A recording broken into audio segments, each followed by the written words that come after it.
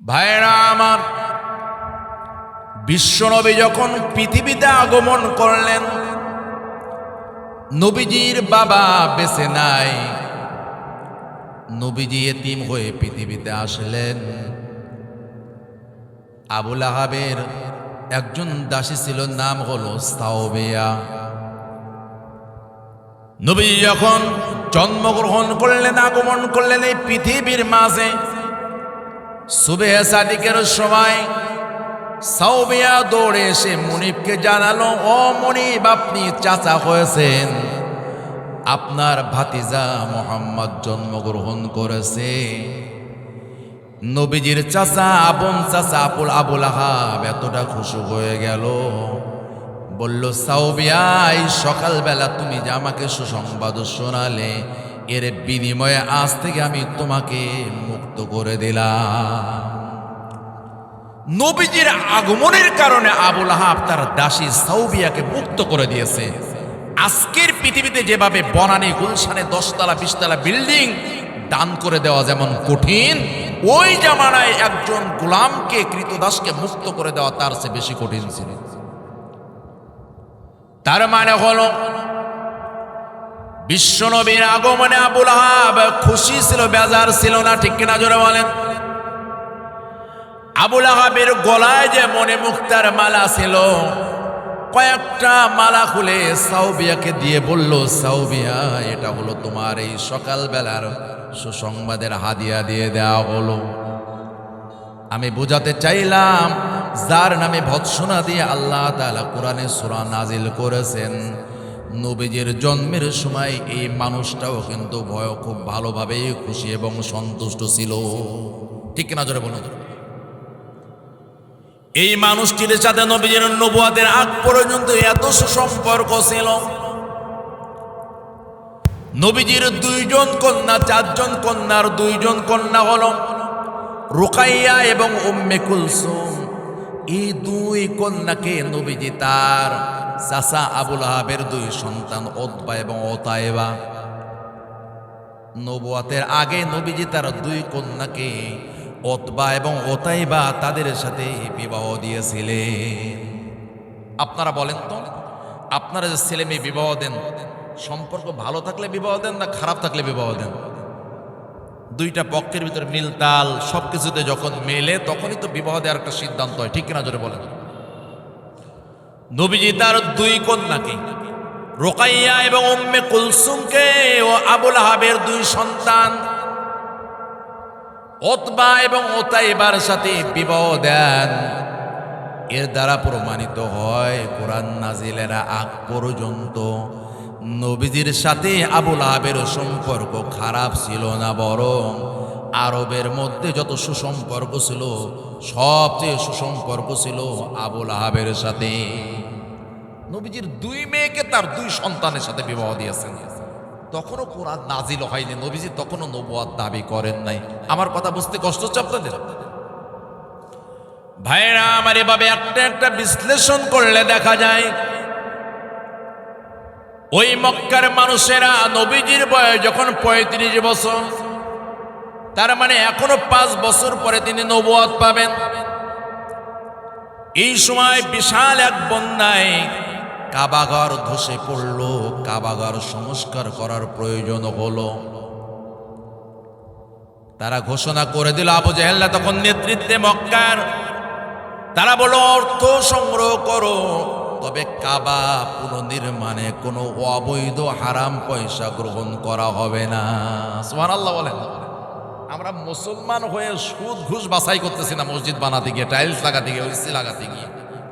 আর তৎকালীন সময়ের আবু জেহেলরা বলতেছে কাবা সংস্কার হবে, তবে লুটতরাজের টাকা, চুরির টাকা, বেশ্যেপনা করে উপার্জিত টাকা কাবার ঘরে দান করা যাবে না। বুঝে আসছে কথাগুলো? ভাইরা আমার, সংস্কার শুরু হয়ে গেল, কাজ প্রায় সম্পন্ন। হাজরে আসওয়াদ, কালো পাথর সরিয়ে রাখতে হবে, আবার জায়গায় স্থাপন করতে হবে। কারা করবে? মক্কার সকল গোত্র বলল, এই কাজ আমরা করব, এই সম্মান আমরা নিব। এক রক্তক্ষয়ী যুদ্ধের সম্মুখীন অবস্থা তৈরি হয়ে গেল। কোনো সমাধান আসে না। কাফের এক নেতা, কুরাইশ নেতা বলল, আগামীকাল ফজরের সময় যেই মানুষটি সর্বপ্রথম বাইতুল হারাম, মসজিদুল হারামে প্রবেশ করবে, এই মানুষটি যে ফাইসালা দেবে তা আমরা মেনে নেব। সিদ্ধান্ত হয়ে গেল, অপেক্ষার পালা শুরু হয়ে গেল। পরদিন সকালবেলা যেই মানুষটি মসজিদুল হারামে প্রবেশ করলেন সবার আগে, তিনি আর কেউ নন, ৩৫ বছরের যুবক মুহাম্মাদুর রাসূলুল্লাহ সাল্লাল্লাহু আলাইহি ওয়াসাল্লাম। নারে তাকবীর! নেতারা সবাই অপেক্ষামান ছিল, সবাই চিৎকার দিয়ে খুশি হয়ে গেল আর বলল, আমাদের এই বিবাদ মীমাংসার জন্য উপযুক্ত মানুষ আমরা পেয়ে গেছি। আমাদের আল আমিন as-সাদিক আমাদের এই বিষয়ে যে সিদ্ধান্ত দিবে, আমরা সকল গোত্র সেই সিদ্ধান্ত মেনে নেব। নবীজি পরদিন সকালবেলা, তখনও কিন্তু নবুয়ত পাননি, নবীজির বয়স ৩৫ বছর। তিনি সিদ্ধান্ত দিলেন, হে নেতারা, তোমরা একটা বড় চাদর বা কাপড় আনো। হাজরে আসওয়াদকে নবীজি নিজের হাতে উঠিয়ে কাপড়ের মাঝখানে রাখলেন আর বললেন, প্রত্যেক কওমের নেতা, তোমরা এই কাপড়ের বিভিন্ন অংশ ধরো। সবাই কাপড়টা ধরে পাথরকে আরেক জায়গায় নিয়ে গেল। নবীজি নিজের হাতে আবার স্থাপন করলেন। কাজ কিন্তু নবীজি করলেন, কিন্তু এভাবে এই গোত্রগুলোকে সান্ত্বনা দেওয়া হলো। পাথর উঠালেন কে? নবীজি। রাখলেন কে? সেটাও নবীজি। শুধু কওমের নেতারা এতটুকু সান্ত্বনা পেল, ওরা কাপড়ের নেকড়ার কোনা ধরেই সান্ত্বনা পেয়ে গেছে। আমার বলার উদ্দেশ্য হলো, নবীজি যতদিন কোরআন নাজিল হয়নি, নবুয়ত পান নাই, ততদিন পর্যন্ত কেউ নবীজিকে একটা কটু কথা বলে নাই, বরং তাদের কর্মের মীমাংসাকারী হিসেবে নবীজিকে নির্ধারণ করে নিছে। যেই কোরআন নাজিল হয়ে গেল, হীরা গুহার পর্বতে যখন কোরআন নাজিল হয়ে গেল, এরপর থেকেই যে মানুষগুলো আল আমিন as-সাদিক নাম দিয়েছিল, ওই মানুষগুলোই নবীজিকে জাদুকর, কবি, সাহিত্যিক বলে ডাকা শুরু করে দিল। নাউজুবিল্লাহ বলেন। তার মানে নবীজির সাথে আরবের যে মানুষদের যে দ্বন্দ্ব, ফাসাদ, এটা নবীজির চরিত্রের বা কোনো কাজের কারণে নয়, একটাই কারণ, সেটা হলো আল্লাহর কোরআনের কারণেই নবীজির সাথে তাদের দ্বন্দ্ব ছিল। আল্লাহ সে কথাই বললেন সূরাতুল আনআম আয়াত নাম্বার 33। আল্লাহ তাআলা বলেন, قد نعلم إنه ليحزنك الذي يقولون فإنهم لا يكذبونك ولكن الظالمين بآيات الله يجحدون। ও নবী, আপনার অন্তর যে ব্যথা, ওরা যে সমস্ত বাজে কথা বলে আপনাকে, কবি বলে, জিনে ধরা রোগী বলে, মিথ্যাবাদী বলে, জাদুকর বলে, নানান ধরনের মিথ্যা রটনা অপবাদ আপনাকে দেয়, এতে আপনার অন্তর যে ব্যথা লাগে, এটা আমি আল্লাহ ভালো করে জেনে ফেলেছি। সুবহানাল্লাহ বলেন।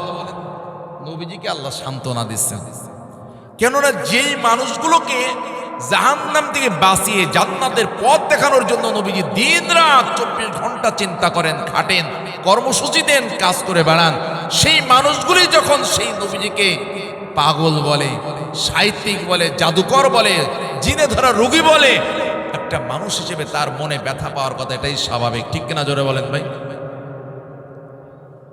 আল্লাহ তাআলা সান্ত্বনা দিয়ে বললেন নবীকে, এই মানুষগুলোর কটু কথায়, বাজে কথায় আপনার অন্তরের মাঝে কষ্ট লাগে, আপনি ব্যথা পান, এটা আমি আল্লাহ জেনে ফেলেছি। নবীজিকে আল্লাহ তাআলা এভাবে সান্ত্বনা দেন নবীকে, ফাইন্নাহুম লা ইউকাযযিবুনাকা, এই মানুষগুলো তো আপনাকে মিথ্যাবাদী বলে না, আপনাকে মিথ্যা প্রতিপন্ন করে না, আপনার সাথে এদের কোনো শত্রুতা নেই।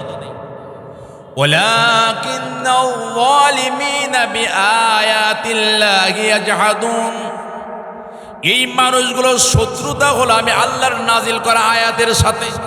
কিসের সাথে জোরে বলেন? কোরআনের সাথে শত্রুতা, এই কোরআনকে ওরা মানতে চায় না। এই কোরআন হলো ওদের মাথা ব্যথার কারণ। তা আপনার সাথে তাদের আর অন্য কোনো শত্রুতা নাই, কোনো দুশ্মনী নাই। দুশ্মনী আর শত্রুতার মূল কারণ হলো আপনি এই কোরআনের কথা বলেন, এই জন্যই তারা আপনার সাথে দুশ্মনী করে। ওদের দুশ্মনী আপনার সাথে নয়, ওদের দুশ্মনী হলো আমি আল্লাহর কোরআনের সাথে। এরকম মানুষ আজকের পৃথিবীতেও আছে না নাই? কথা বলেন তো। যে হাফেজের তেলাওয়াত শুনে একদিন 500 টাকার বা 1000 টাকার গড় করে নোট উপহার দিয়েছিল, তার সুমধুর তেলাওয়াত শুনে ওই হাফেজ সাহেব যখন মুফাসসির হয়ে তাফসির করতেছে, জুমার খুতবা দিচ্ছে, ওই হাফেজ সাহেব আর ভালো হচ্ছে না, বলবে কি রে, তো জঙ্গি হয়ে গেছে। কথা বলেন না কেন? এ তো মৌলবাদ হয়ে গেছে। এতদিন তো ভালো ছিল। যখন কোরআনকে খুলে খুলে বোঝায় তখন সেই মানুষটি আমাদের কাছে আর ভালো থাকে না। আল্লাহ বলেন, নবী, এই দুশ্মনী আপনার সাথে না, এই দুশ্মনী হলো স্বয়ং আমি আল্লাহর কোরআনের সাথে। ভাইরা আমার, আল্লাহ তাআলা আরো বলেন, ও বিশ্বনবী, আমার এই কোরআনের সাথে কাফের যারা তাদের চরিত্র হবে একরকম, আর যারা মুমিন তাদের আচরণ হবে আর এক রকম। কাফের লাগবে না, আমরা যারা ইমানের দাবিদার, এই ইমানদারদের ভিতরেই তো দুইটা ভাগ আছে না নাই? দেখবেন যেই খতিব সাহেবরা ভালো সুন্দর আলোচনা করেন জুমাতে, কিছু মানুষ আছে তাদের আলোচনা শোনার জন্য খুব তাড়াতাড়ি আজানের আগে বা আজানের সাথে সাথে মসজিদে হাজির হয়ে যায়। আছেন এরকম কিছু মানুষ ভাই, যারা হুজুরের আলোচনা শোনার জন্য আগে আগে মসজিদে আসে, যে পরিপূর্ণ হুজুর কি আলোচনা করে আজকে শুনবো। ওই একই মসজিদে নামাজ পড়ে কিছু মুসল্লি আসে, ওই ঠিক 1:30টার সময় বা 1:30টারও পরে আসে। আসে 1 মিনিট যদি ঘড়ির কাঁটা বেড়ে যায়, বলবো হুজুরের সময় জ্ঞান নেই। আছে না নাই? কথা বলেন। তারা হুজুরের 1 মিনিট আলোচনা শুনতে রাজি নয়। এরকম মানুষ তো মোড়লগঞ্জে থাকার কথা না, ঠিক না ভাই? আমি বলতেছি কাফের আর মুমিন তো আলাদা বিষয়। মুমিনদের ভিতরেই দুইটা দল আছে, একটা দল কোরআন শুনতে চায় আর একটা দল কোরআন শুনতে চায় না। এখন আমি কি ইমানদার দল মুমিনদের দলে থাকবো, না কাফেরদের দলে চলে যাব? আসুন কোরআন কি বলে আর আমার চরিত্র কি একটু মিলাই দেখি, আপনি বুঝতে পারবেন আমি কোন অবস্থানে আছি। রাগ হচ্ছে নাকি আপনাদের? আমার কথা বুঝতে তো কষ্ট হওয়ার কথা না। আমি তো যশোরের মানুষ, খুলনাতে থাকি। আমার বাড়ি তো আর নোয়াখালী বা কুমিল্লা এ অঞ্চলে না, যে কথা বুঝতে কষ্ট হবে। কথা তো বুঝতে পারতেছেন আপনারা ভাইরা আমার। আল্লাহ তাআলা বলেন, ওয়াইযা কুরিয়াল কুরআনু ফাসতামিউ লাহু ওয়া আনসিতু লাআল্লাকুম তুরহামুন। তোমাদের সামনে যখন আল্লাহর কোরআনের আলোচনা হয়, ফাসতামিউ লাহু, তখন তোমাদের কাজ হলো তোমরা মনোযোগের সাথে কোরআনের কথা, কোরআনের বক্তব্য শ্রবণ করবে। তাহলে এখন আমরা যারা আছি, এই আয়াতের নির্দেশনা আমাদের জন্য আছে না নাই? যতক্ষণ ময়দানে বসা, যতক্ষণ আমরা এখানে আসি, আল্লাহর বিধান অনুযায়ী আমরা যদি মুমিন হই, আমরা যদি আল্লাহর দয়া, রহমত, করুণা পেতে চাই, আমাদের দায়িত্ব হলো অন্তরের কান, শুধু বাহ্যিক কান না, অন্তরের কান লাগায় মনোযোগের সাথে কোরআনের প্রতিটি কথা হৃদয় দিয়ে শ্রবণ করার চেষ্টা করা। আল্লাহ তাআলা আরো বলেন, ওয়া আনসিতু, আর তোমরা চুপ থাকবে, মনোযোগের সাথে শ্রবণ করবে। লাআল্লাকুম তুরহামুন, তাহলে আশা করা যায় অবশ্যই তোমরা রহমত প্রাপ্ত বান্দা বান্দীদের অন্তর্ভুক্ত হয়ে যাবে। আল্লাহ বুঝিয়ে দিলেন, কোরআনুল কারীমের আলোচনা শোনার সময় কোনো গল্প গুজব নয়, আলাদা আলোচনা নয়, বরং মনোযোগের সাথে চুপ থেকে আল্লাহ তাআলার কোরআন শোনা লাগবে। এটা হলো মুমিনদের বৈশিষ্ট্য। কাদের বৈশিষ্ট্য এটা? আল্লাহ তাআলা আরো বলেন, وَإِذَا تُلِيَتْ عَلَيْهِمْ آيَاتُهُ زَادَتْهُمْ إِيمَانًا, যারা সত্যিকারের মুমিন তাদের কোরআন শোনার সাথে সাথেই তাদের ঈমানের মাত্রা বেড়ে যেতে থাকে, ঈমান আরো মজবুত হয়ে যায়। وَعَلَى رَبِّهِمْ يَتَوَكَّلُونَ, এমন ভাবে তাদের ঈমান মজবুত হয়ে যায় যে তারা একমাত্র শুধুমাত্র কেবলমাত্র তাদের রবের উপর ভরসা করা শুরু করে। সুবহানাল্লাহ বলেন। এমন পর্যায়ে তাদের ঈমান চলে যায়, অবস্থা যতই কঠিন এবং ভয়ানক হোক না কেন তারা কখনোই রবের উপর থেকে ভরসা হারায় না। ভাইরা আমার, এই তো কিছুদিন আগে, কয়েক বছর আগেও মনে হতো এমন যে আমাদের বুঝি আর মুক্তি মিলবে না, আমাদের আর মুক্তি পাওয়ার কোনো সুযোগ নেই। মনে হতো না? বলেন তো আপনাদের, এরকম সবার মনে হতো না? মনে হতো এ থেকে আমাদের আর বেরোনোর কোনো সুযোগ নেই। মানুষের চেষ্টা প্রচেষ্টা চিন্তা যেখানে শেষ হয়ে যায়, সেখান থেকে মালিকের কুদরত ক্ষমতা দেখানো শুরু হয়। ঠিক না? জোরে বলেন ভাই। ভাইরা আমার, এই জন্য আল্লাহ তাআলা বলেন, যারা সত্যিকারের মুমিন এই কোরআন শোনার সাথে সাথে তাদের ঈমান এমন মজবুত হয়ে যায়, হাজার ধরনের অত্যাচার ও অনাচার তাদের করা হয়, বাড়িতে ঘুমাতে দেওয়া হয় না, সন্তানকে গুম করে দেওয়া হয়, পুকুর থেকে মাছ মেরে নিয়ে যাওয়া হয়, মাঠের ফসল কেটে নেওয়া হয়, দোকান বন্ধ করে দেওয়া হয়। কথা বলেন। কিন্তু তারপরও তারা বিচলিত হয় না, ভেঙে পড়ে না, তারা তাদের পথ হারিয়ে ফেলে না। সর্ব অবস্থায় তারা তাদের রবের উপর ভরসা করতে থাকে। যেভাবে মহা মুসিবতের সময় মুসা কালিমুল্লাহ তার রবের উপরে ভরসা করেছিলেন। কোরআনে আছে না নাই বলেন তো? ভাইরা আমার, জানা ঘটনা শুধু বোঝার জন্য বলি। হযরত মুসা কালিমুল্লাহ বনি ইসরাইল 6 লক্ষ তার অনুসারী রাতের আধারে মিশর ছেড়ে চলে যাচ্ছেন। ফিরাউন এবং হামান টের পেয়ে গেল। 18 লক্ষ সশস্ত্র সেনাবাহিনী রেডি করে ফেলল। মুসা কালিমুল্লাহর পিছে ধাওয়া করল। রাতের আধারে চলে, কেউ কাউকে দেখে না। দিনের আলো যখন প্রস্ফুটিত হলো তখন একে অপরকে দেখা শুরু করে দিল। ফিরাউন তার দলবল আনন্দিত হলো, মুসা আলাইহিস সালামের দলবল সব চিন্তিত হয়ে গেল। দুই দলের অবস্থা কি একরকম না আলাদা? এক দল হলো তারা হাতের নাগালে শত্রু বাহিনী পেয়ে গেছে, এখন কাটা যাবে, কুচো কুচো করা যাবে, এই আনন্দে তারা আটকান হয়ে যাচ্ছে। আর মুসা আলাইহিস সালামের সাথে যে অনুসারীরা তারা তো ভীত সন্ত্রস্ত। কেন? 3 দিক থেকে ফিরাউন এবং তার বাহিনী ঘিরে ফেলেছে। সামনে বিশাল লোহিত সাগর, পার হওয়ার কোনো না সেতু আছে, না কোনো নৌযান আছে, সমুদ্রে কিছু নাই। ভয় পাওয়ার কথা না? বলেন তো আপনাদের। ভাইয়ের আমার, সে কথা আল্লাহ কোরআনে এভাবে তুলে ধরেছেন, ফালাম্মা তারাল জামআন ক্বালা আসহাবু মূসা ইন্না লামুদরাকুন। যখন এক দল আর এক দলকে দেখা শুরু করলো, মুসা আলাইহিস সালামের যারা মুমিন অনুসারী বনি ইসরাইল ছিল তারা যে বলল, ও মুসা, আমাদের তো আর বাঁচার উপায় নাই, আমরা তো পাকড়াও হয়ে গেছি, ধরা পড়ে গেছি। ইন্না লামুদরাকুন, আমরা ধরা পড়ে গেছি, আর আমাদের বাঁচার কোনো লাইন নেই।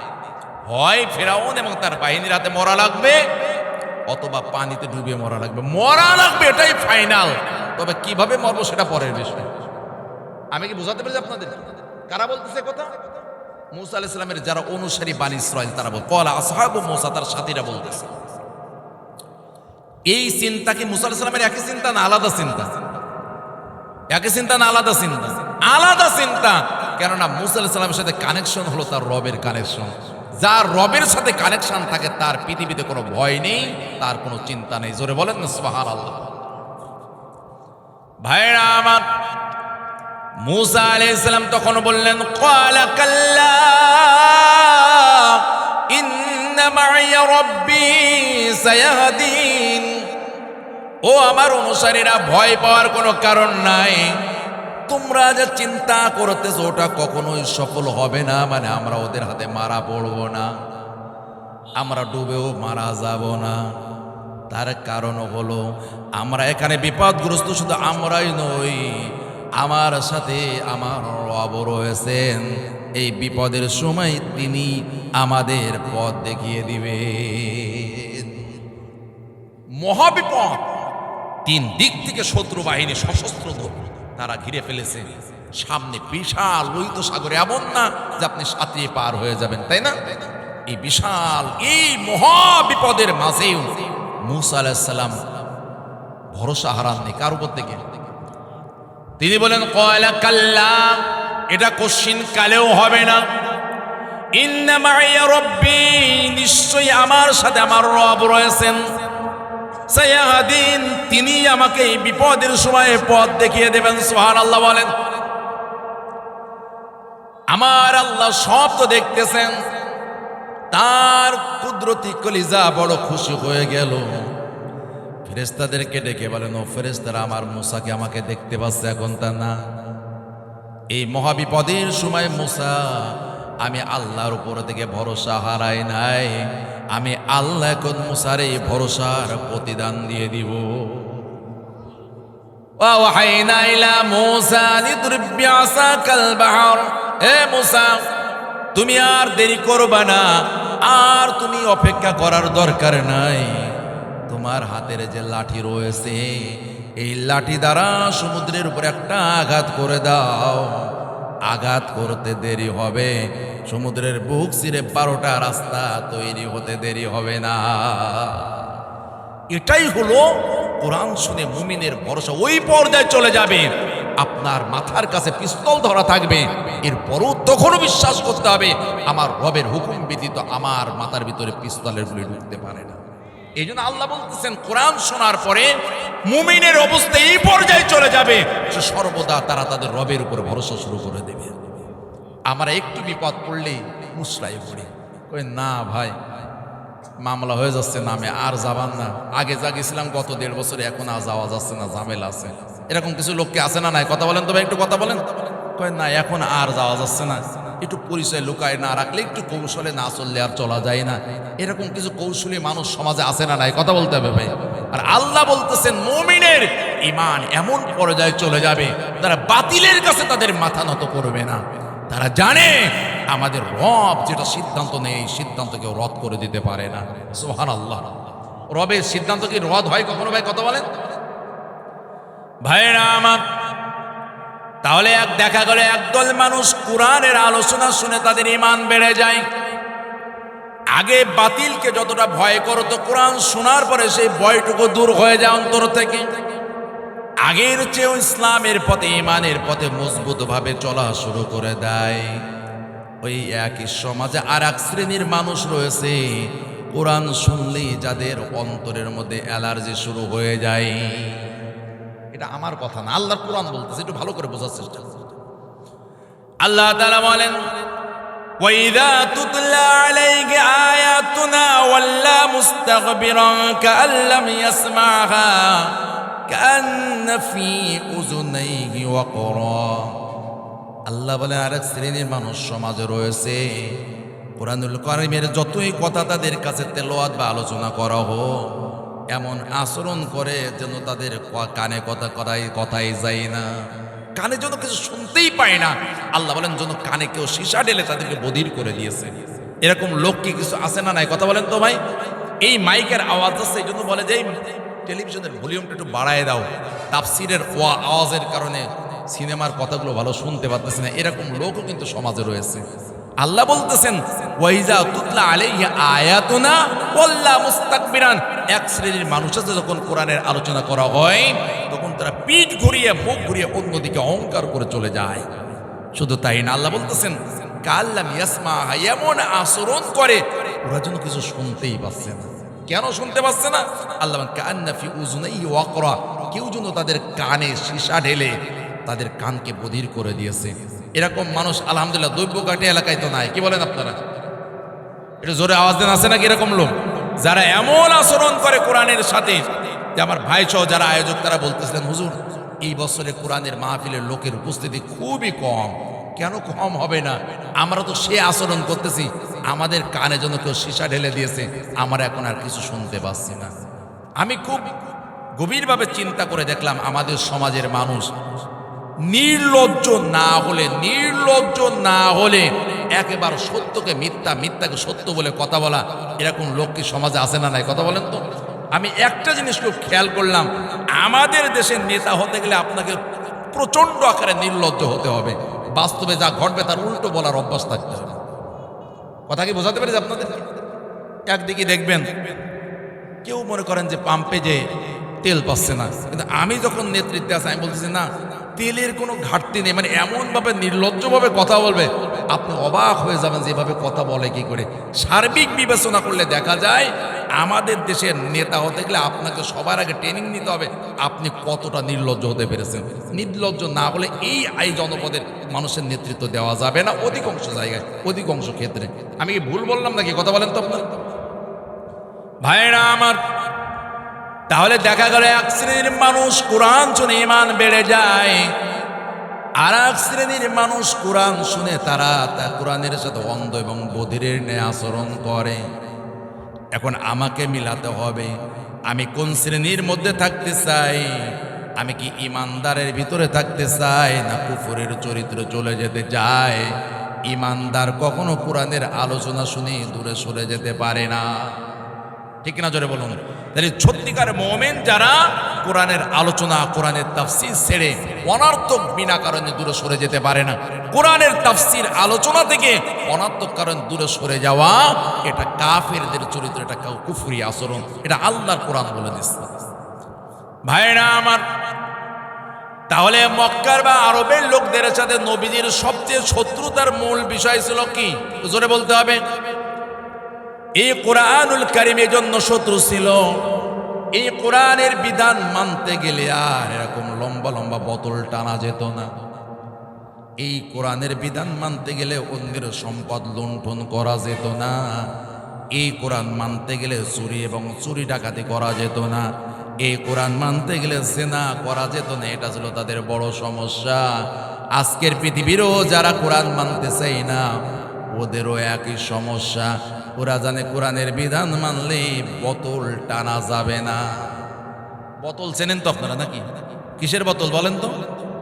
মদের বোতল। ওরা জানে এই কোরআন আমরা যেটা চাই, আমরা যেটা পান করি, যেটা আমাদের অভ্যাস, এই কোরআনের বিধান চালু হয়ে গেলে ওটা আর করা যাবে না। অন্যের জায়গা দখল করা যাবে না, হাট দখল, মাঠ দখল করা যাবে না, চাঁদাবাজি করা যাবে না, এরকম টেন্ডারবাজি করা যাবে না। এটা খুব ভালোভাবে জানে। এই জন্য সব কিছু মানলেও এই কোরআনের বিধান তারা মানতে চায় না। কে আছে না? না একটু জোরে বলতে হবে ভাই। ভাইরা আমার, এই কোরআনের ব্যাপারেও একইভাবে মক্কার মানুষেরা কতগুলো, প্রায় 5 থেকে 6টা বড় বড় অভিযোগ তুলেছিল। এক নাম্বার অভিযোগ তারা করেছিল, وقال الذين كفروا إن هذا إلا إفك افترى وأعانه عليه قوم آخرون। এই কোরআনের ব্যাপারে ওরা অভিযোগ করেছিল এই কোরআন নবী মুহাম্মাদের বানোয়াটি কথা। নাউজুবিল্লাহ, একটু বলবেন না? ওরা তো জানে এই কোরআন নবীজি বানিয়েছেন। এ কথা বললে আরবের মানুষ, পৃথিবীর মানুষ গ্রহণ করবে না। কেন?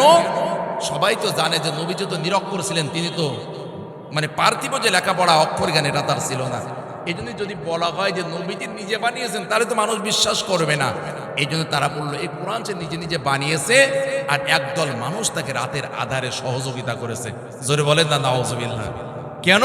তারা জানে এই কোরআনকে যদি মিথ্যা প্রতিপন্ন করে দেওয়া যায়, এটাকে যদি মিথ্যা সাব্যস্ত করে প্রমাণ করে দেওয়া যায়, তাহলে নবীজির নবুয়াত বাতিল হয়ে যাবে, নতুন কোনো দিন বা ইসলামের দাওয়াত তিনি দিতে পারবেন না। এই জন্য সমস্ত অভিযোগের তীর ছিল আল্লাহর কোরআনের দিকে। আমি কি বুঝাতে পারতেছি আপনাদের?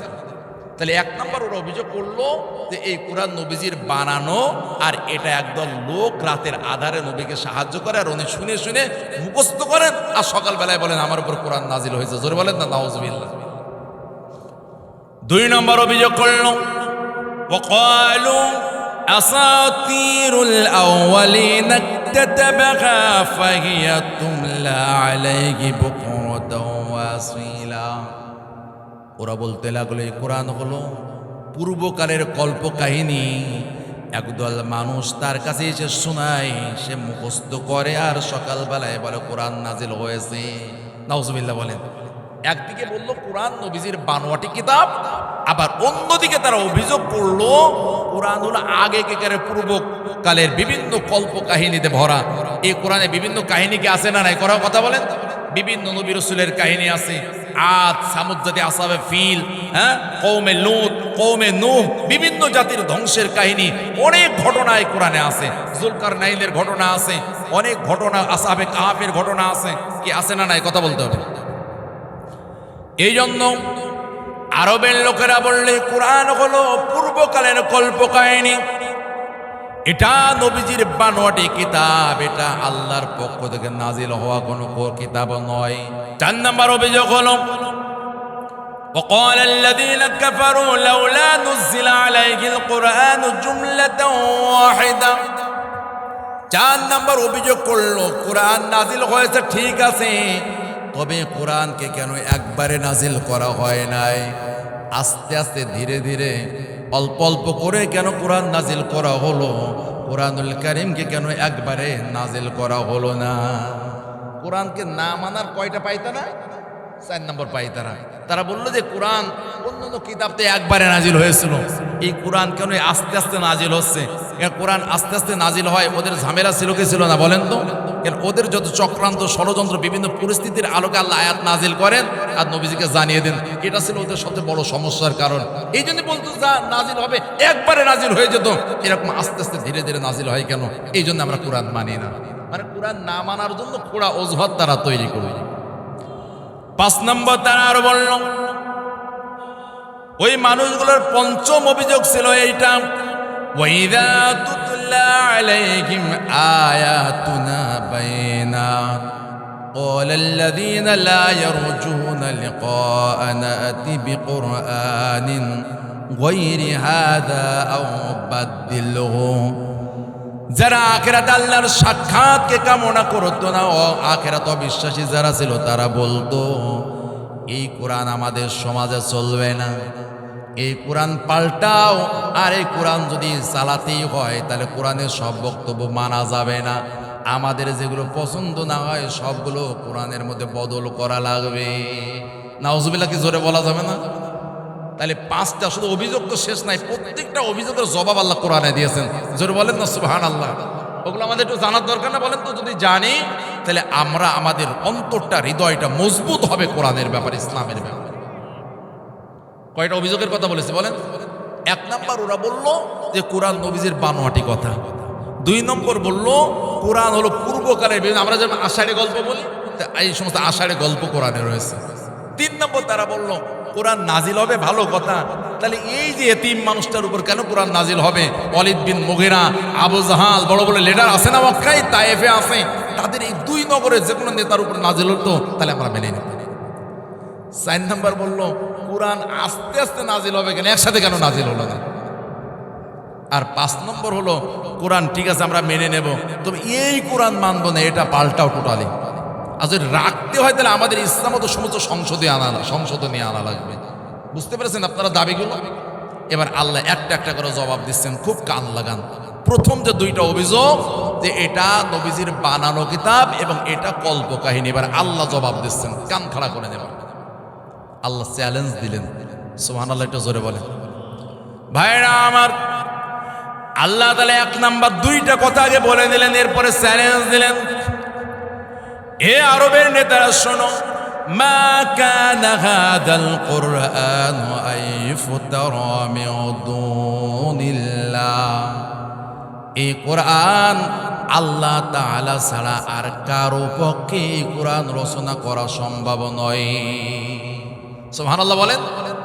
আরবের লোকদেরকে চ্যালেঞ্জ দিবেন, তার আগে 2টা কথা বলে দিলেন। 1 নাম্বার বললেন, এ আরবের নেতারা শোনো, এই কোরআনুল কারীম একমাত্র আমি আল্লাহর দ্বারাই রচনা করা সম্ভব, আমি আল্লাহ তাআলা বাদে এই কোরআন আর কেউ রচনা করতে পারে না। 2 নম্বর শোনো, ওয়ামা কুনতা তাতলু মিন ক্বাবলিহি মিন কিতাবিন ওয়ালা তাকুতুহু বিয়ামিনিক। তোমরা এই কোরআন সম্পর্কে সন্দেহ করবা বলেই তো আমি আমার বন্ধুকে দুনিয়াতে কোনো লেখাপড়া শেখাই নাই।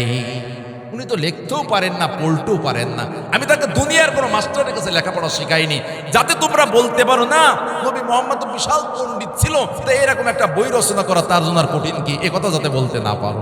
আল্লাহ বলতেছেন, ইজাল্লার তাবাল মুবতিলুন, বাতিল পন্থীরা যেন আল্লাহর কোরআন সম্পর্কে সন্দেহ করতে না পারে, অভিযোগ তুলতে না পারে, এই জন্য আমি আমার নবীকে নিরক্ষর রেখেছি, তার লেখাপড়া শেখাইনি। সুবহানাল্লাহ, কি বলবেন না আপনারা? দুনিয়াবি যে অক্ষর জ্ঞান লেখাপড়া এটা শিখালাম না ভাই। আমাদের বিভিন্ন সাহিত্যিক আছে না পৃথিবীতে, আমরা ডক্টর মোহাম্মদ শহীদুল্লাহর কথা শুনেছি না, তিনি অনেক বই লিখেছেন না, এবং বিভিন্ন সাহিত্যিক বা বই লেখা এরকম পণ্ডিত পৃথিবীতে আছে না নাই? এরকম যদি কোনো পণ্ডিত ব্যক্তি নবীজিকে আল্লাহ বানাতেন দুনিয়ার লেখাপড়ার মাধ্যমে, তাহলে সবাই বলতো কত বড় একজন জ্ঞানী মানুষ, একটা বই লিখবেন এটার কঠিন কি? শেক্সপিয়ার তো কয়েক শত কয়েক হাজার বই লিখেছে, অমুক তো কত শত বই লিখেছে, নবীজি একটা বই লিখেছেন, তাদের সমস্যা কোথায়? আল্লাহ বলেন না, আমি এই কোরআনকে ছন্দমুক্ত রাখার জন্য আমার নবীকে আমি দুনিয়াবি কোনো লেখাপড়া শিখাইনি। একটু জোরে বলেন না সুবহানাল্লাহ। যাতে করে বাতিল পন্থীরা আমি আল্লাহর কোরআন সম্পর্কে কোনো সন্দেহ করতে না পারে, এরপরও তারা অভিযোগ তুলতে বাদ রাখে না। এবার আল্লাহ চ্যালেঞ্জ দিচ্ছে। আল্লাহ তাআলা এবার বললেন, আমি ইয়াকুলুনা তাকাওয়ালাহু বাল লা ইউমিনুন فَلْيَأْتُوا بِحَدِيثٍ مِثْلِهِ وَكَانُوا صَادِقِينَ। এক নাম্বার হিসাব করেন। আল্লাহ তাআলা বললেন, ও আরবের মানুষেরা, এই কোরআনকে যদি মনে হয় নবীজির বানানো কিতাব, তাহলে তোমরা এই কোরআনের মধ্যে একটা কোরআন আনায়ন করো। নারে তাকবীর! চ্যালেঞ্জ কে দিচ্ছেন? কাদেরকে? ওই আরবের বড় বড় নেতা, যেই আরবের মানুষের ভিতরে বড় বড় সাহিত্যিক কবি ছিল, ইমরুল কাইসের মতো কবি ছিল, বড় বড় সাহিত্যিক ছিল, যারা ঘুরতে ফিরতে একটা বই রচনা করতে পারত, এত মেধাবী কবি সাহিত্যিক ছিল ওই সমাজে। সেই সমাজে আল্লাহ কোরআনের ব্যাপারে চ্যালেঞ্জ দিচ্ছেন। এক নাম্বার, তোমরা যদি এই কোরআনকে মনে করো আমার নবীর বানানো, তিনিও তো একজন মানুষ, তোমাদের সমাজে জন্মগ্রহণ করা, 40 বছর ধরে তোমাদের সমাজে লালিত পালিত হয়েছেন। এমন তো হয় নাই যে আমার নবীকে হঠাৎ কোনো এলাকা থেকে তোমাদের এলাকায় এনে দিয়েছি, তা তো নয়। হঠাৎ একদিন আসমান থেকে ফেলে দিয়েছি, তাও তো নয়। বরং আমি আল্লাহ তো তাকে তোমাদের মাঝেই তাকে ধীরে ধীরে বড় করেছি। তিনি তোমাদের মতোই একজন মানুষ। তার জন্য যদি তোমাদের দাবি অনুযায়ী আল্লাহর কোরআন তিনি নিজে রচনা করেছে, এটা যদি তাই হয়, তাহলে আমি আল্লাহর পক্ষ থেকে প্রথম চ্যালেঞ্জ হলো, এই কোরআনের মতো করে তোমরা একটা কিতাব অথবা কোরআন আনায়ন করো। জোরে বলেন না সুবহানাল্লাহ। চ্যালেঞ্জ নম্বর 1, কাফেরেরা তারা সব অ্যালার্ট হয়ে গেল। তারা চিন্তা করলো, আমরা যদি এই চ্যালেঞ্জ গ্রহণ করে কোরআনের মতো একটা কিতাব রচনা করতে পারি, তাহলে তো নবীজির নবুয়ত বাতিল, কোরআনও বাতিল, আমাদের আর নতুন কোনো ধর্ম মানা লাগবে না। ওরা আদা জলকে কোরআনের মতো একটা কিতাব রচনা করতে লাগিয়ে দিল, চেষ্টা করা শুরু করল। পেরেছে নাকি ভাই? কথা বলেন তো। এই কোরআন বাদে কি আলাদা কোরআন আপনাদের এলাকায় আছে নাকি? একই কোরআন নাকি আলাদা কোরআন? ভাইরা আমার, তারা চ্যালেঞ্জ মোকাবেলা করতে পারলো না, চেষ্টা করেছে, ব্যর্থ হয়ে গেছে। আল্লাহ বলেন, ও নবী, ওই মানুষগুলোকে বলেন গোটা কোরআন নয়, গোটা কোরআন রচনা করা লাগবে না। তাদেরকে বলেন তারা যেন মাত্র 10টা সূরা, কয়টা? গোটা কোরআনে হলো 114টা সূরা, 104টা মাইনাস করে দেওয়া হলো।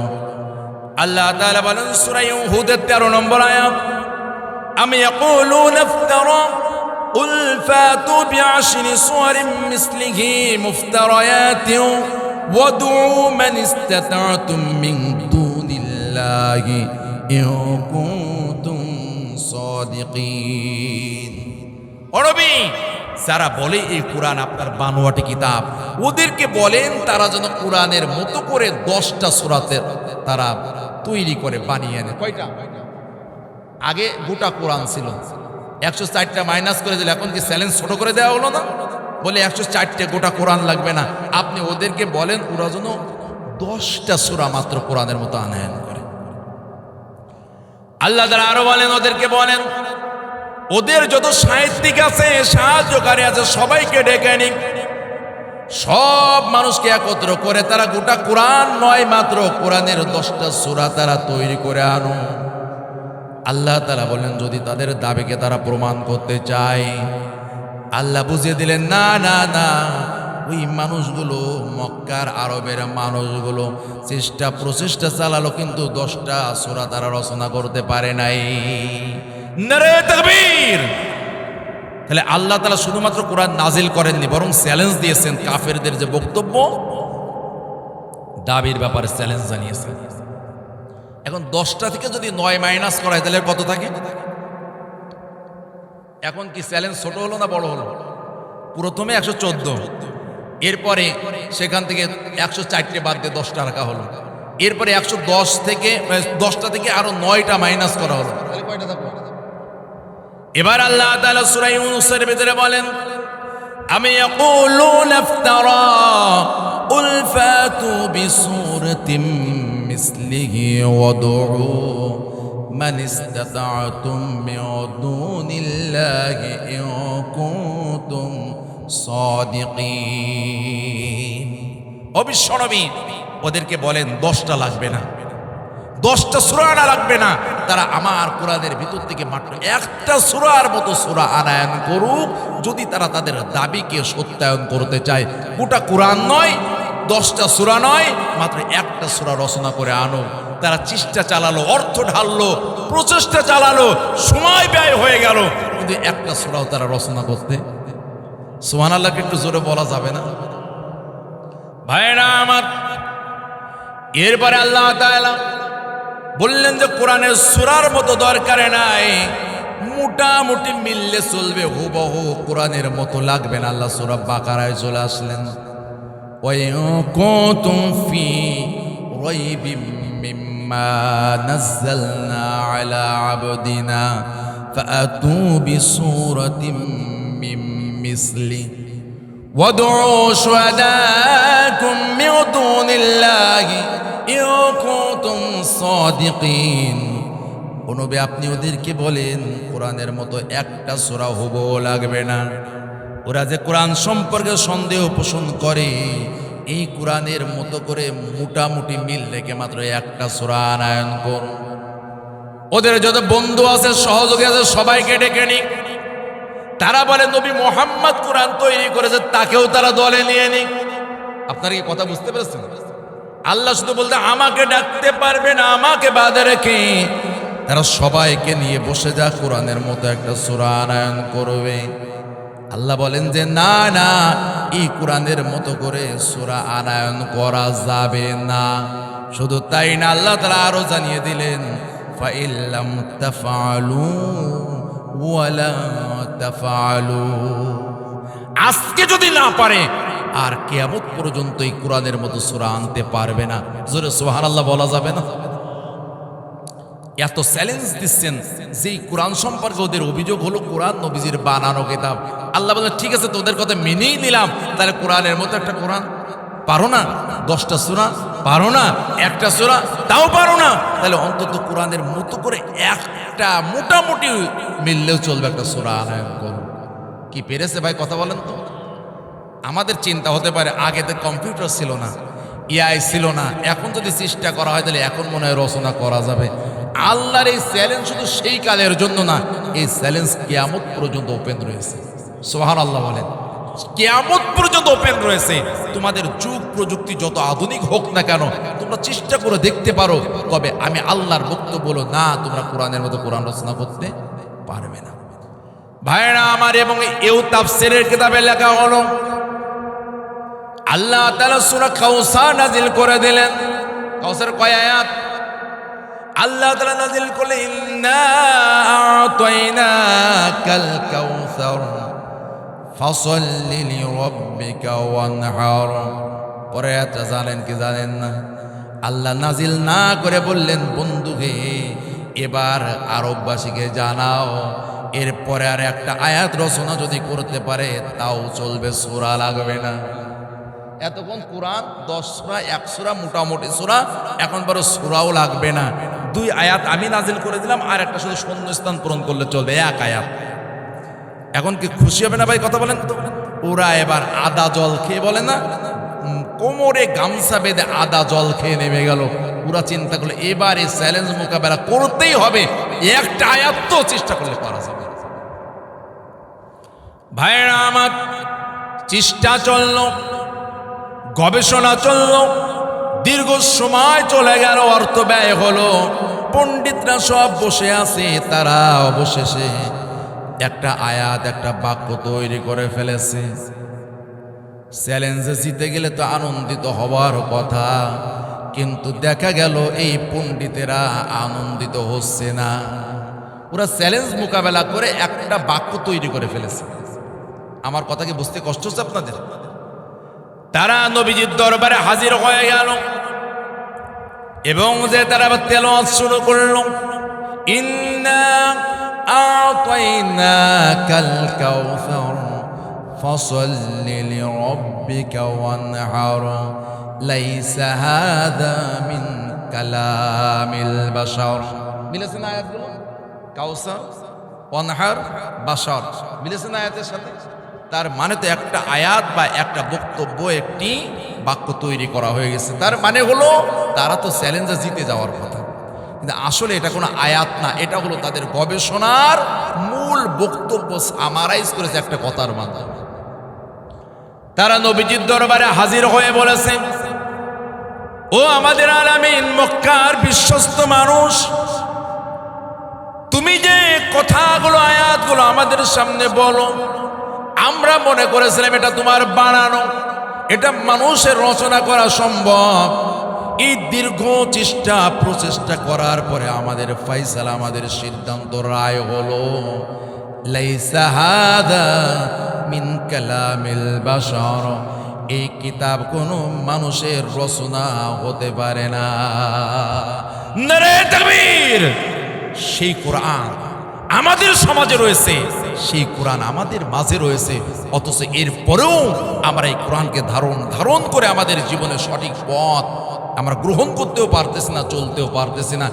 এর চেয়ে বড় ব্যর্থতা আর কি হতে পারে? ঠিক কিনা জোরে বলেন ভাই। ভাইয়ের আমার, এই কোরআনুল কারীম, এই ব্যাপারে আমাদের সমাজে যত মানুষ আছে, এই কোরআনের ব্যাপারে দেখেন অনেক জায়গায় একমত, শুধু একটা জায়গায় একমত না। আমি কি আপনাদের বোঝাতে পারতেছি?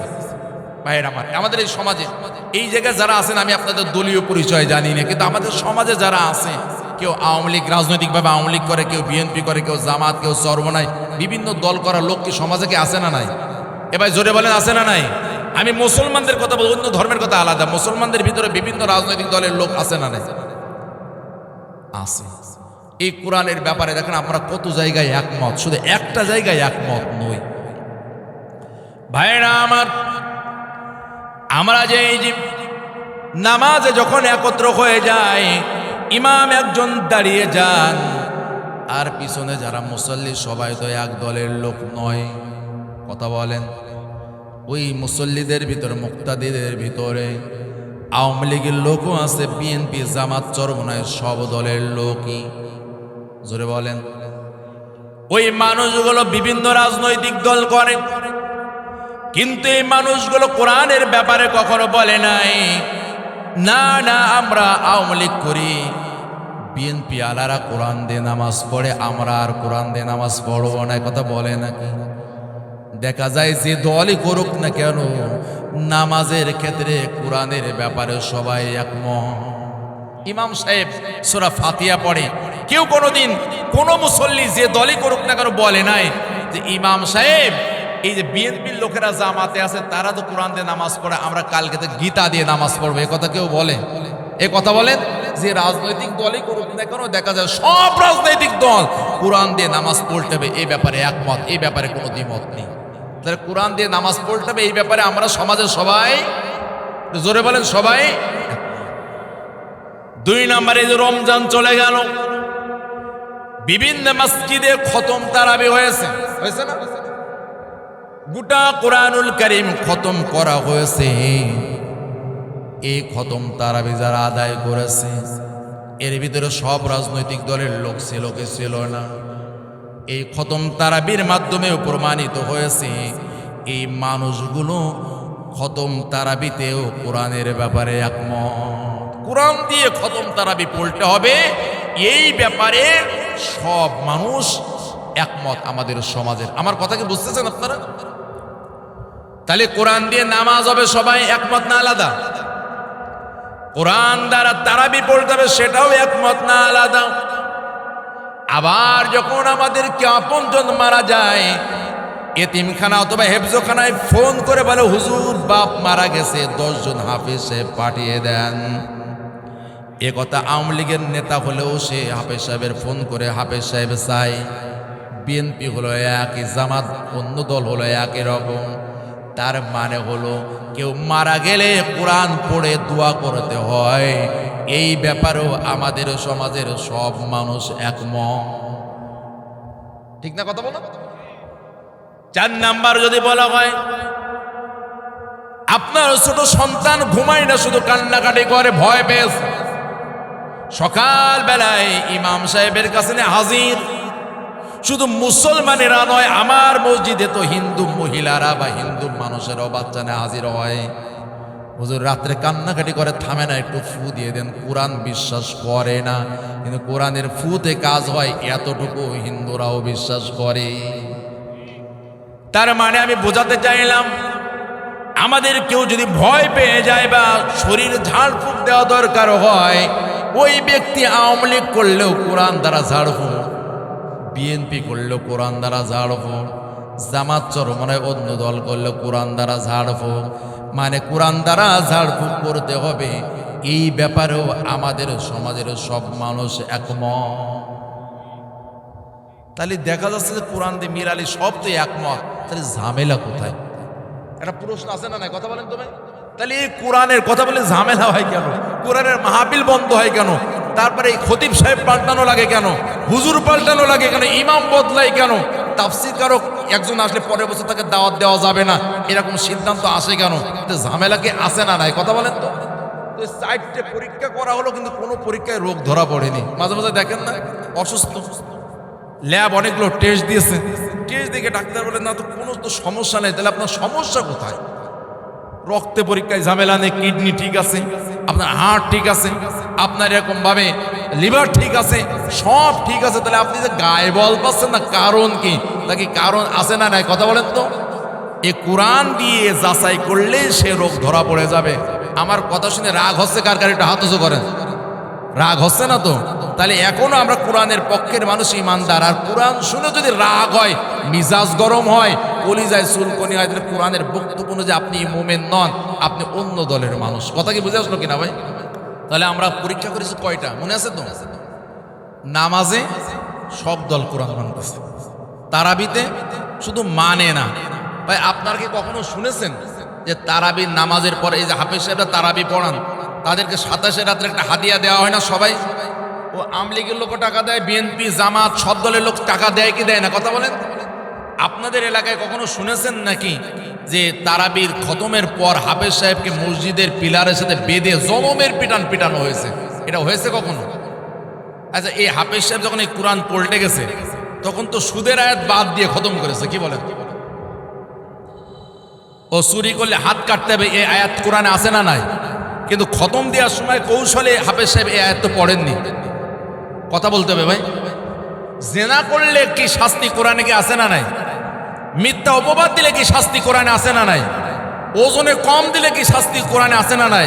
হাফেজ সাহেব যখন খতম তারাবি পড়েছেন, ওই আয়াতগুলো তো পড়েননি। সূরা মুতাফফিফিন নামে একটা সূরা আছে কোরআনে, ওটাকে খতম দেওয়ার সময় পড়া লাগে না? কথা বলেন। কিন্তু তারপরও সুদখোর রাজি, মানে সুদখোর বেজার হলো না, ঘুষখোর বেজার হলো না, চোর দুর্নীতিবাজ চাঁদাবাজ বেজার হলো না, জিনাকারী বেজার হলো না, ওজনে কম দেওয়া ব্যবসায়ী বেজার হলো না। কারণ কি আছে না নাই? কেন বলেন তো? কারণ কি পড়া হয়েছে কিছু বোঝে নাই। সুদের আয়াত পড়েছে বলে সুবহানাল্লাহ, এত চমৎকার হুজুরের তেলাওয়াত, কিন্তু কি বলা হয়েছে তা তো বোঝে নাই।